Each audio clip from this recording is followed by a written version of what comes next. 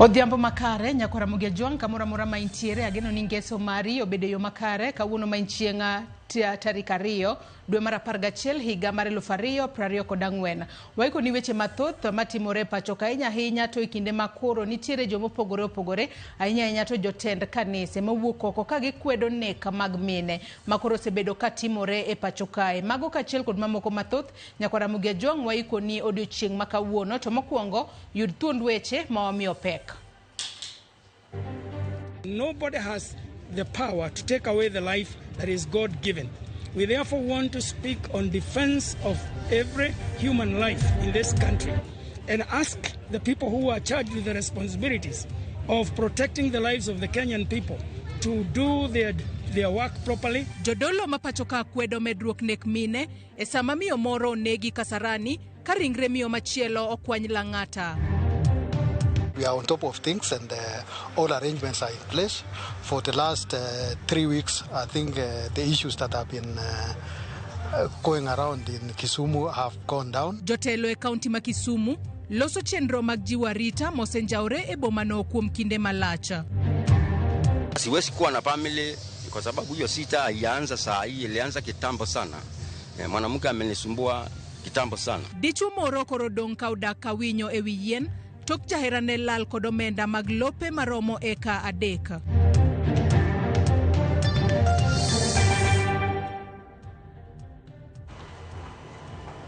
Nyakora Ramogi Juang yie mar mondo mi bed kodwa nyaka giko mar weche manyien mag ang'ich welo midhiambo masani. Nyinga Joyce Odur antere kae kod jaloko marwa Wilson Ochuka. Inyalo ndikonwa kichwalonwa ote paro moramora kokale namba mar ote machuok 33600.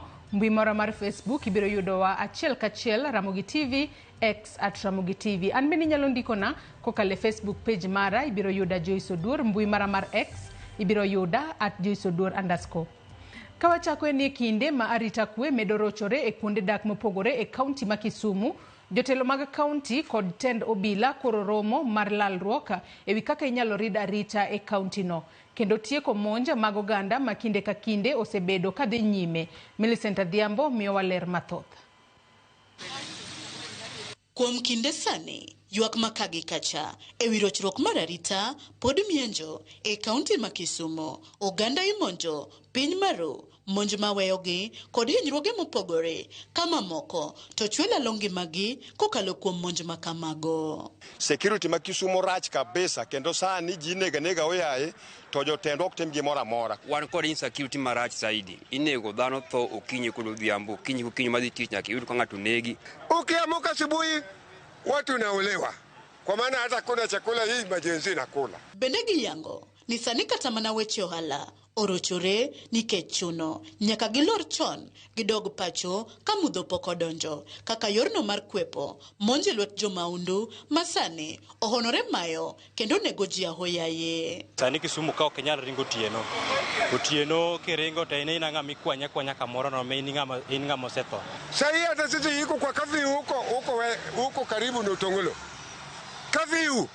Sasa ni mtu mkubwa kama na mimi kwa salala. Hata fana tembea kwa boma. Watu wanaolewa kiolela.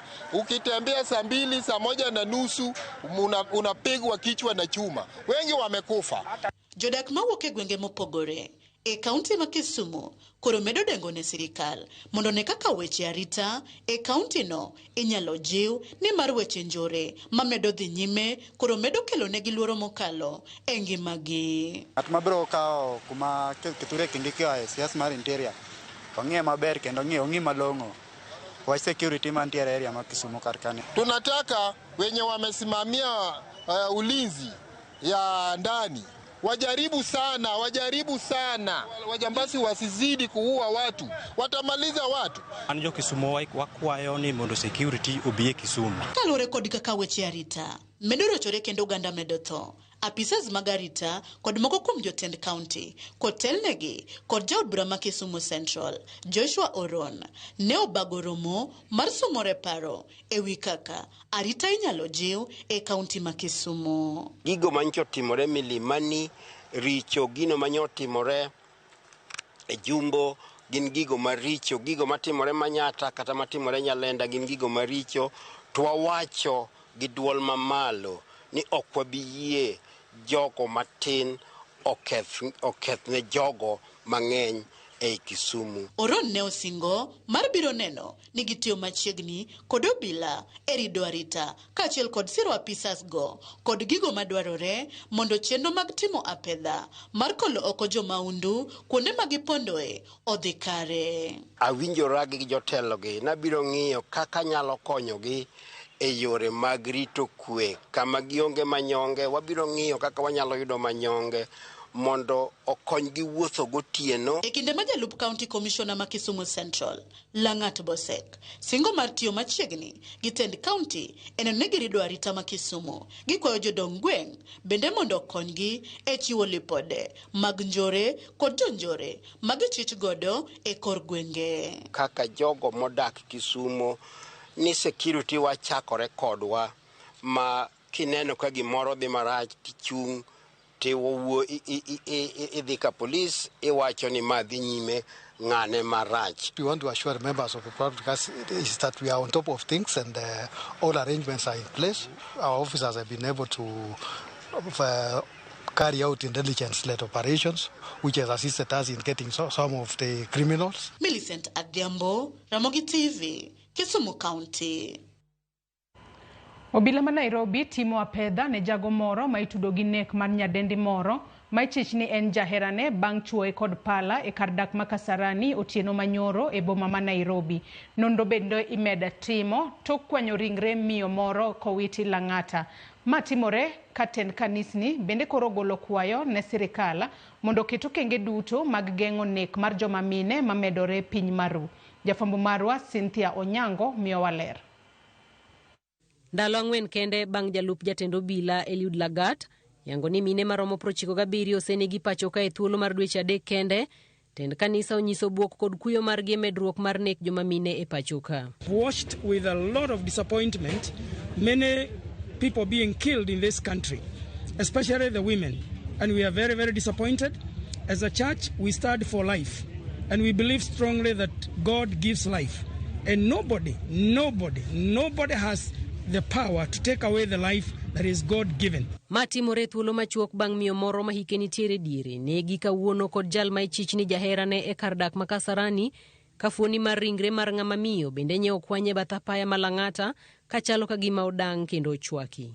E kinde nyasi mar jalup jatend piny Kithure Kindiki chamo muma odiochieng' manyoro, jatend piny William Ruto nyeo wacho ni sirikal osebedo ka neno medruok mar nek mar mine pachoka, wach mane ochiko tendo kwach kich mondo non malong'o kendo mapiyo eneno ni achije duto ma itudo kod nek makamago chopo e doho kendo kawnegi ondamo mar chik. That of recent we have seen incidences of our girls, our mothers, our women who have been murdered in cold blood. And let me say this, that the DCI and all the investigative authorities in the Republic of Kenya must stand up to these criminals, and we must deal decisively and firmly. Jotend kanisa bende okwayo sirikal kod migepe duto ma ochung'ne arita mondo keto kenge ma owinjore kendo neno ni ngima oganda jo Kenya oriti makare maonge kod akwede mora mora kata nek ma oyai. We therefore want to speak on defense of every human life in this country and ask the people who are charged with the responsibilities of protecting the lives of the Kenyan people to do their work properly and protect the Kenyans from the killers. We do believe that the government has got the right machinery and the full force of the law to track down those killers and to prevent that from happening, because prevention is even better than cure. Komachielo, tindo bila kachiel kod bad migao mar doho e ote margi okwayo ganda duto mondo riwre kodgi e kedo kod nek masani otimone wa pachoka ka gilero ni ma en midhiero madwaro ganda duto itieko. We urge every member of society, including governments, civil and religious leaders, to engage in this crucial dialogue. Collective action can we help us to eradicate the scourge of femicide and safeguard the lives of our citizens. Combating femicide requires not just legal intervention, but societal transformation. Police officers, community leaders, Nyumba Kumi organizations, and all of our citizens must join hands to work together to ensure that our girls and women are safe in their homes. They are safe in their schools. They are safe in their workplaces. E kwayo mare moyiedhi, Jatend Piny William Ruto nyokwayo jo Kenya duto mondo nena kicha kendo tang' kod jogo malombo joma mine kendo timo negi timbe njore machalo kod mago mag nek e gwenge duto ma pachoka. And I want to ask us as a society to be careful with strangers, to be careful with people who lure our girls, our women into situations that compromise their security. But we must be on the lookout, all of us, as a nation. Cynthia Onyango, Ramogi TV, Nairobi. Okumba manyien mar thieth mar SHIF manochako tich ayanga dwe mar 10 higani omedo kelo lokruok e oboke mar osara mag jotich pachoka. Gino makoro medo kelo pek ahinya ne oganda jo Kenya. Kachop higa manyien, atamalo 49 mag osach jo Kenya dhi dok ne piny owacho kokalo e chulo usuru. Efi Nyakidi lero mathoth. E kinde ma migao mar thieth temo bero okumba manyien mar SHIF, oganda jo Kenya medo yudo pek kaluwore gi kwan omenda ming'adogi mar okumba mar thieth manyien mar SHIF, omenda michiwo ka ng'ato dhi e ritaya NSSF kod osuru mar ute manengogi oyweyo e kind mamoko.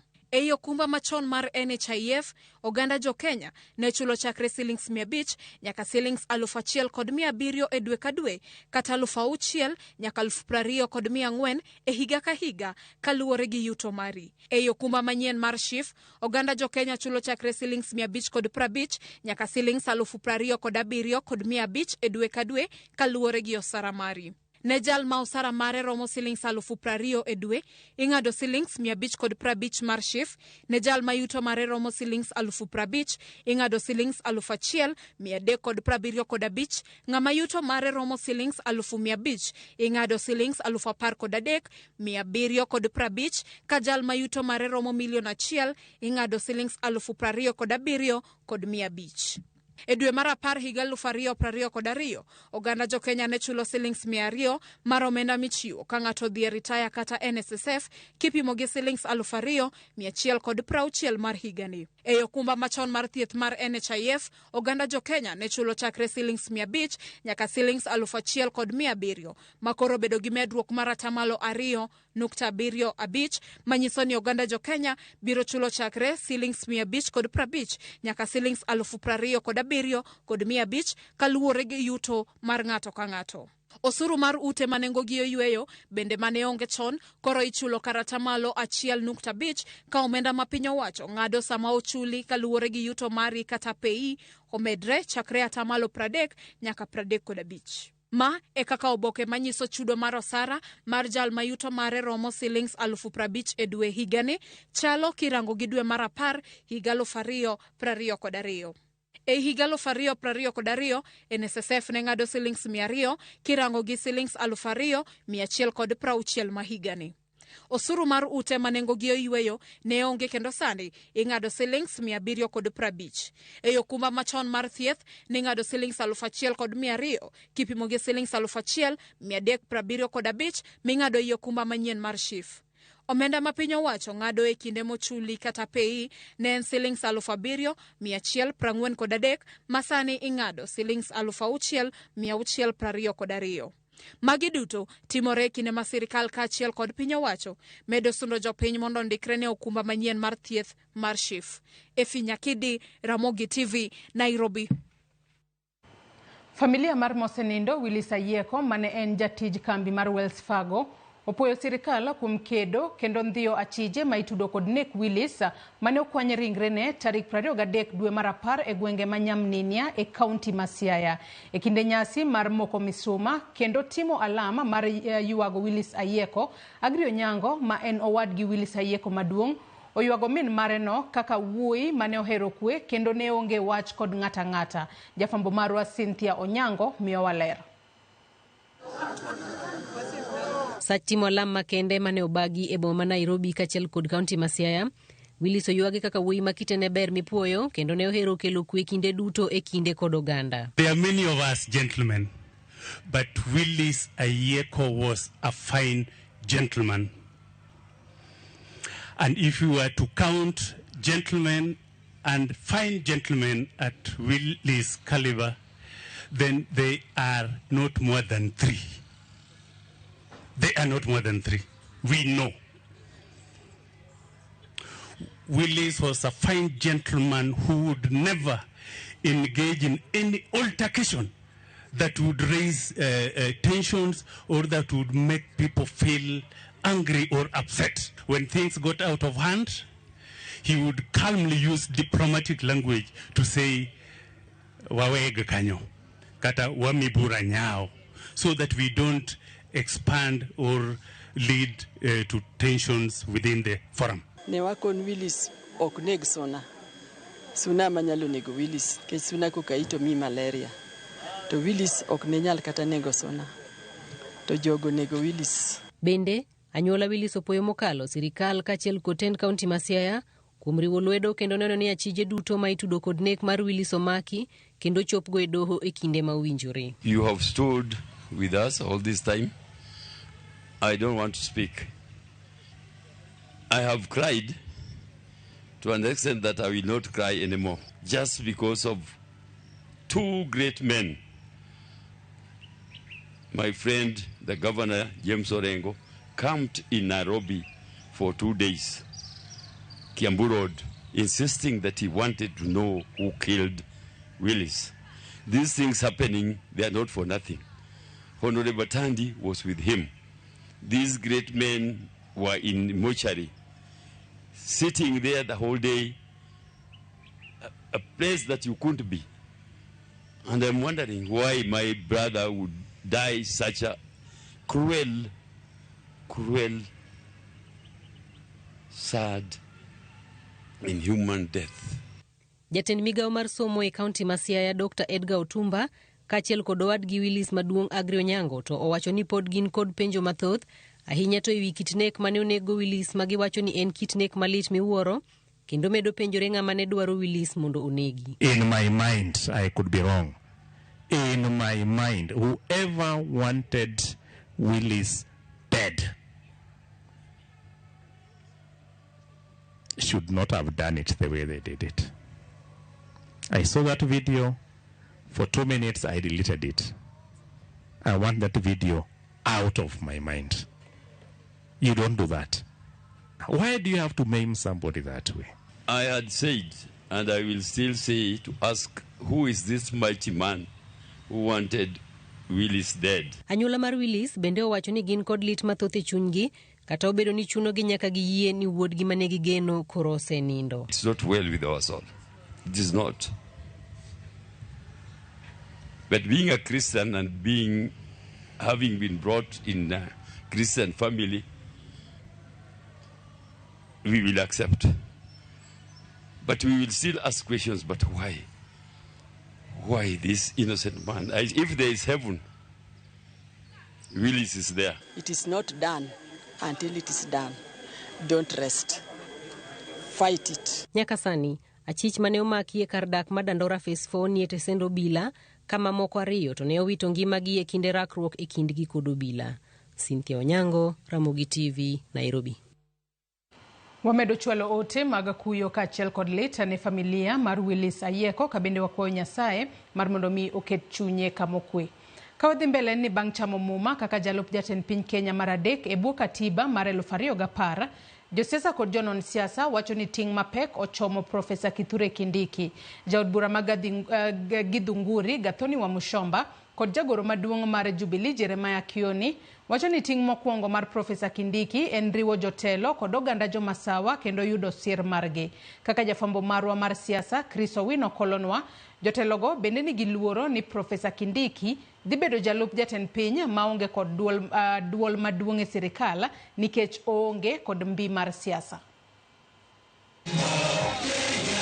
E nyasi mar sidho jalup jatend piny Profesa Kithure Kindiki e kar romo maduong' mar KICC, jopiny, jower, josiasa kod jodito e sirikal mar Kenya Kwanza ne oyuoro mar keto wang'i e nyasi machielo mar historia e pacho kae. Kwa heshima tukubali kuondoka. Jatend piny William Ruto kod josiasa mag Kenya Kwanza ne neno nyasi makamano kaka giko mar auka mar siasa moseyiengo piny owacho margi kuom thuolo mar dweche buora mokalo. I assume as Deputy President of the Republic of Kenya. Kaluwore gi jatend piny, gwelo mar Profesa Kithure Kindiki ne dhi miye gima osebedo ka ogombo kuom thuolo mar higni 2 mokalo, yudo jalupne ma jatiende kendo jakore.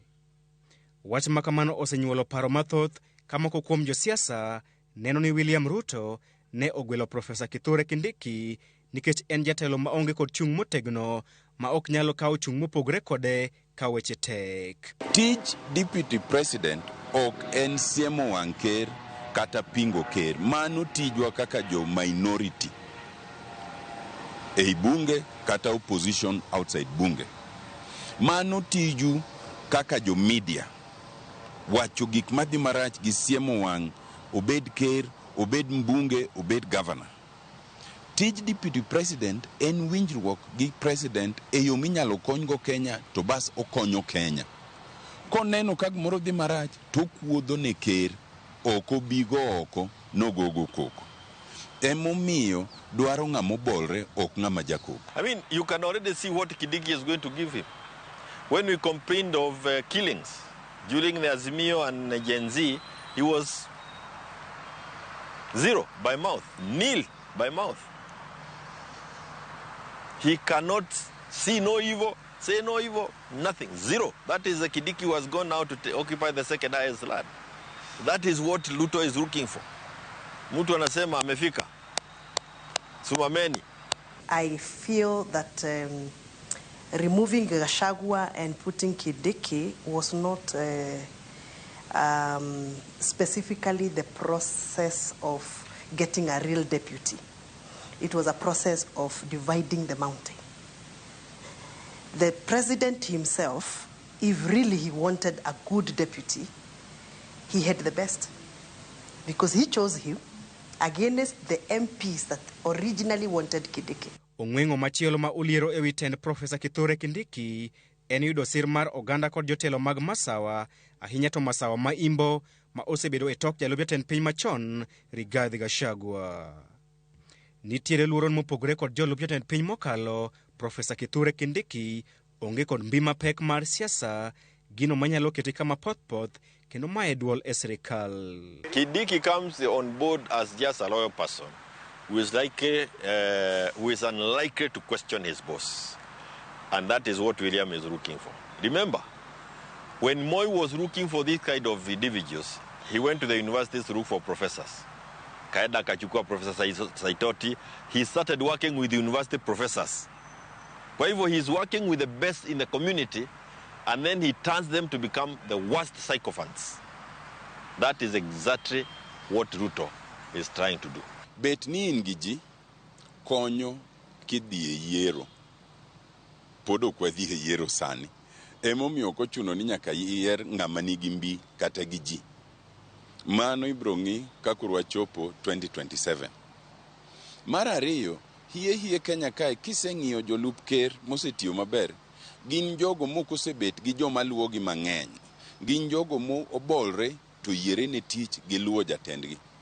Kata mana Moi kano kete vice president ok ne en gi ji, kendo joma nong'e be onge. kendo joma ne weni en ng'ato be ne onge. To tiyo mobet kere en owuon kor ka ji ong'eye. King'iyo kata mana jomoko kaka Saitoti ok ne nigi ji, nikech jomoko nowacho ni en Okuyu monyuole Masai ok ne luwe, Okuyu ok ne luwe. To tiye tiya maber. Bet jalup ker dwaro ng'at mobolre moyie tiyo gi ker. Ok dwar ng'at mawe ni en gi ji, ni en be koro odwa bet gimiluongo ni co-president, kaka Gachagua ne dwaro cha. Paro makamano ne oyangore e kinde nyasi mare mar chamo muma bang' governors mag gwenge mag Masawa kaka Anne Waiguru ma Kirinyaga, Irungu Kang'ata ma Murang'a kod nyawadgi ma Kiambu Kimani wa Matangi loko ng'egi ni nyasi makamano. Mana gavana ma Meru Kawira Mwangaza kod nyawadgi ma Embu Cecil Mbarire kende emane ochopo e nyasino. Dibeni rem margi chopo e nyasino nyiso chung' mar gwenge mag Masawa ewi tend Kindiki kose. Of course, I could not attend one because I was not in agreement with that kind of impeachment process. In as much as maybe the president felt like he had a reason to get another assistant, and it is his prerogative to decide on who he would want to work with, the process of getting rid of Rigathi Gachagua was very questionable. The emotions and the feelings around the process were too high. And personally, I felt like I should not go and legitimize that process. And therefore, that is why I did not go. I did not even watch it, and I have not watched it, and I will not watch it. Iwe west, iwe east, iwe south, ama north, hakuna celebrations. There is no joy. In the appointment of Kindiki, there is no joy. Kwa sababu viongozi wa kule wote wanaona ile jama na kipindi ambayo tunajaribu kuchezewa na William. Na kipindi ni moja tu, kwa sababu watu wa mlima east, west, south, north, mlima hiyo yote wamehama UDA. Viongozi hawawezi kwenda kuanza kunyemelea kwa UDA tena. Josiasa mag Masawa neno ting maduong' mochomo Profesa Kithure Kindiki en riwo gwenge mag Masawa gino magiwacho ni nyalo bedo ting mapek. Chris Owino, Ramogi TV, Nairobi. Siasa mar laro kom mar ODM e kaunti ma Homa Bay medo tedore ka jaod bura mar kaunti no Joyce Osogo Bensouda okoni komno en ema oromogo kendo onyiso jod bura ma bende laro lemono mondo bolre gi chien e wach lemono nikech nitie lemo magimako e ODM e kaunti no. Bensouda wacho ni komno mane owe gi Governor Gladys Wanga onego pong gi jasiasa mamiyo ka okoni en kende ema en jasiasa mamiyo e kaunti no ma osewuok oko ka laro komno e kindeni ma ODM timo ikruok mar bago yiero mag jotelo e kor gwenge. Bensouda ne oloso e alap ma nyisruok makindu e kinde nyasi mar bero ngima jogo mane sekta mar Juakali e kaunti no mane obagi gi agucho menda mar ngafa kama josiasa mag ODM mane oyuoro e nyasi no ne otielo ber mar tiyo kanyakla e tego ODM e kor gwenge.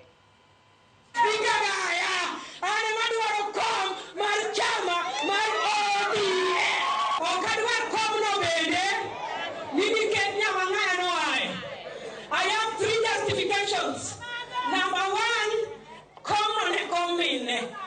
ODM tichako malo, ina chuo. Chuo katu umona. Ura tunyumona ni maute. Achimala riyo mumia daro komni. Mine team. E secretariat kati line mar ODM.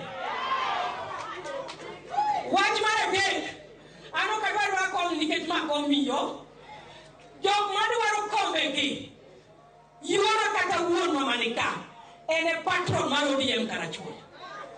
Koro dwaro chako ko machielo nang. ODM party wani en party motegno mokwanyal we chien. Okwanyal bedo jo mani ka kwanyo ka ng'ato to onge gi gikwa moting'o. Nyoneno kan nyore nyowuok e sirikal kocha ma ng'amiyo ne Gachagua joko lemo oko. Nikech ne onge party mare manodhigo ibage i mesa. Omiyo wan kaka joluo, wan kaka jo-ODM wawacho ni party marwa mwadhigo i mesa. Kamora mora mano luongwa en Nyakora Buge Juang yena mar mondo mi wakao yoyo mokwongo e weche manyien mag ang'ich welo midhiambo makawuono. Kata kamano asoma ne moko kuom ote ma ochwalonwa kokale Facebook kama wantiere achiel kachiel. Ote mokwongo ka yanga somano mar James Asembo wacho ni mano anyalo tieko gi wik achiel. Wacho ni Joyce aketo bila ema wuotho gi lep raia. Polis mamon gi machuo ochak wuoth ka gin gi cover maber. To ng'ata ma obwoge to ochwado pistol. Bende nyaka gi wuoth gi cover cameras manigi tudruok e stesend obila machiegni.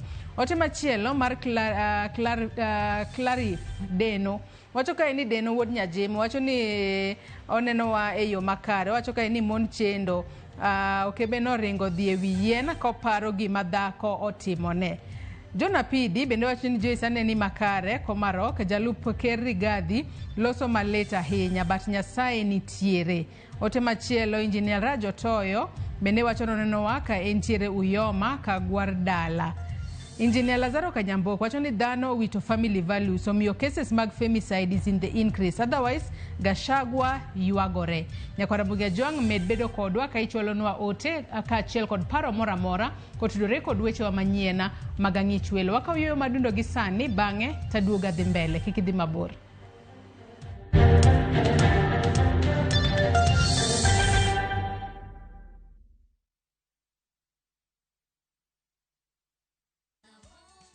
Nimekuwa Citizen duka nikapata wako na ofa ya okoa wiki hapo Quickmart.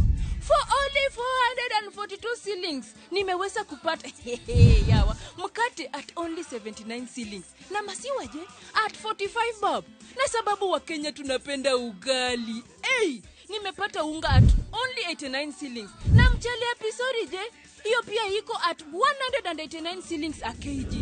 Hizi sote ni less than 500 bob. Imagine nimelipa tu 442 shillings nikaweza kusave 88 shillings. Unangoja nini bwana?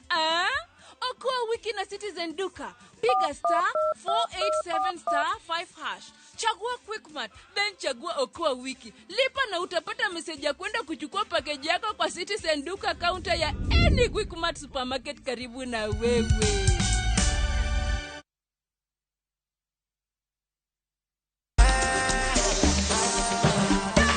Ramogi Juang Jumani Echenru Marthum Dagmore. How did I hurt you? Wadi berugiwa sani kibao ndani ya nyumba. Caleb Singer, Sintas Kachizi and Tijo.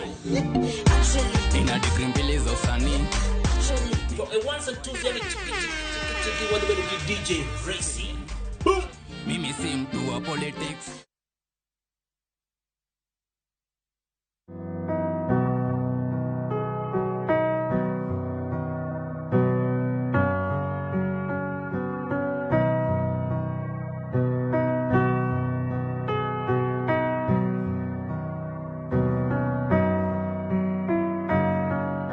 Dial *811*404# to get Jesus Paid It All as your skiza tune.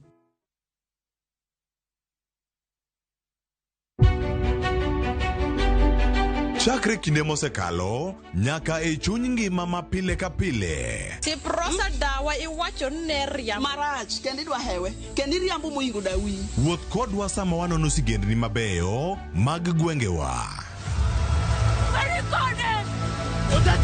Ng'e ber kod rach, mor kod kuyo ma ng'ato nyalo yudo e wuodh ngima.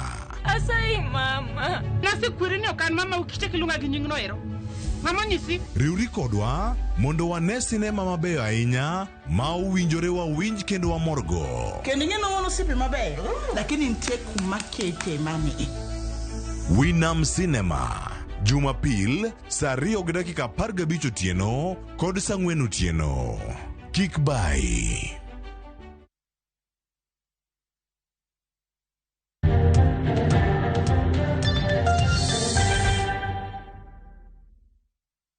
Machiegni kendo nyako Ramogi Juang wadhi mbele kod weche manyien mag ang'ich welo.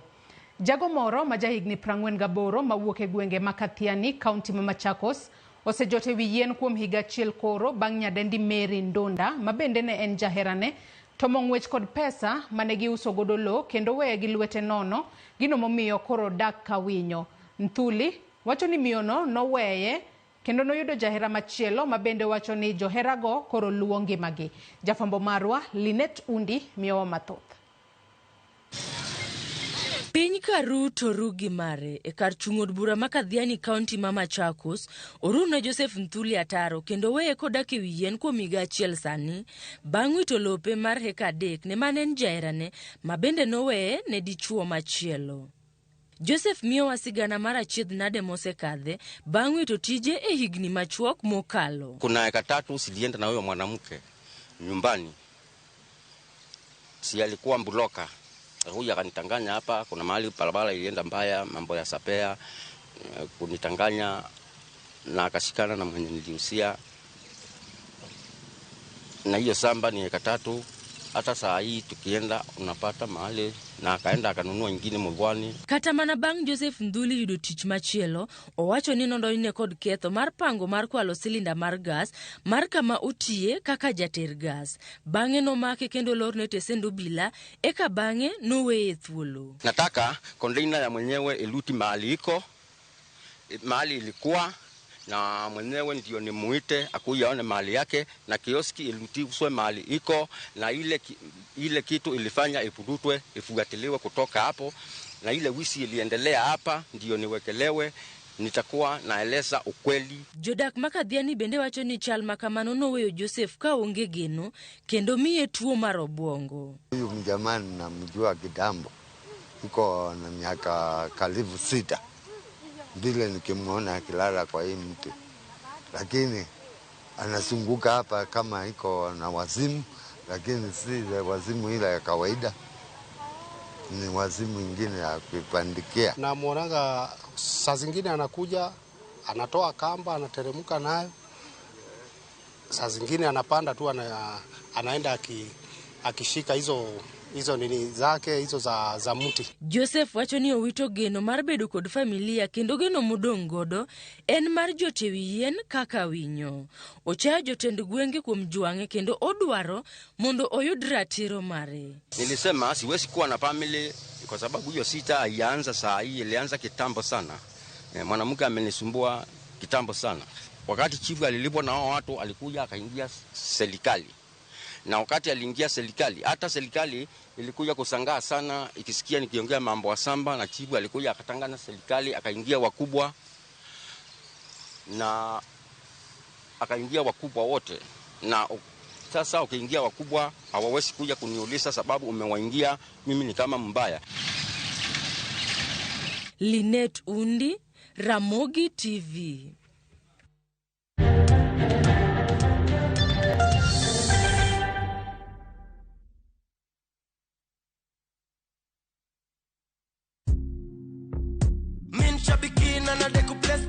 My name is John Dungu Mwangi from Subukia. I've been participating in Aviator for quite some time. I've been praying that one day luck will be on my side. I will continue playing because there are stakes there that are higher than what I got. I won big on Shabiki Aviator. Changamkia Aviator on Shabiki.com. Not for persons under the age of 18. Authorized and regulated by BCLB license number 428.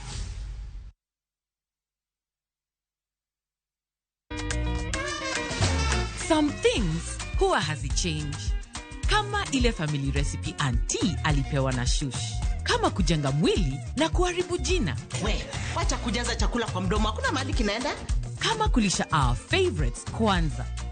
Kama kujipakulia top layer.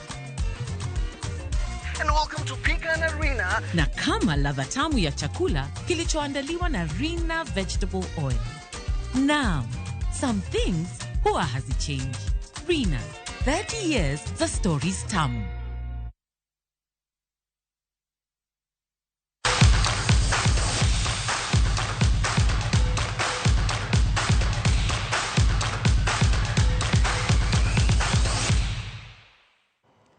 Weche mag tuke ni tim mar adhula mar Kenya Harambee Stars obagora mogik e boma ma Kampala motelo ne tielo mar 2 mar laro thuolo mar tuke mag CHAN e kindgi kod South Sudan. Tugono kiny nogo e alap mar Nelson Mandela Stadium e boma ma Kampala. E tielo mokwongo South Sudan noloyo Kenya gonde 2-0 ka kocha mar Kenya Engine Firat otimo lokruok abuora ne tim no manolo gi South Sudan motelo ne tugo makinya.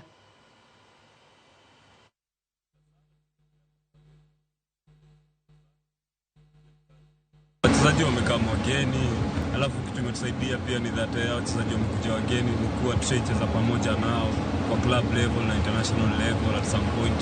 So na feel ni poa sana cause hiyo jelly ndio imekuwa kitusumbua for the first leg, but now na feel tuko poa na tuko ready for the match. We will do our best to win, and I'm sure we will have a good result. This is not the point. Like I said, I'm against always things which have nothing to do really with the sportive idea, and there I have a problem with. So, like I said, here we have now a chance that we have some trainings, so we will use it, and for sure on Sunday we will have a better results. I can be relaxed about it.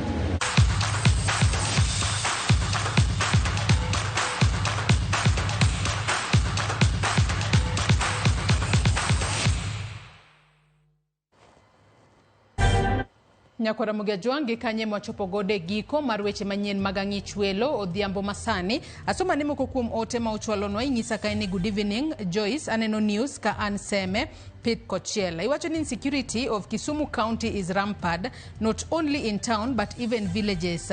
Gin mana vijende matindo ema rocho arita kwe. Secondly, iwacho ni mon kod nyiri otimatek. Giwe dak ka gima maisha maok margi. An Samuel Otieno ka wuok seme Pith Kochiel School. Iwacho kaini Ramogi, iwacho kaini Joseph omany pesa opang ot owe dak e wiyena. Ote machielo iwacho ka ni ng'ano ocham nyanje kata numu, mano kaluwore kod jago makoro dak ka winyo e wiyien mane kaunti ma Machakos. Alex Mado bende wacho ni Kenya Tech. Ryan Stanley Oduor wacho ni Ramogi TV neno maler kendo akwayo hawi maber ne owadwa mano Yuri Okoth kod timo penj maduonga mar KCSE. Hawi maber ahinya ne owadgi Ryan Stanley. Nyakora Ramogi Jwang erokamano ahinya kuom bedo kodwa nyaka gisani mwachope giko mar weche manyiena mag ang'ich welo. Warad kendo e weche manyiena magoimore. Nyinga Joyce Oduor nantiere kae kod jaloko marwa Wilson Ochoka.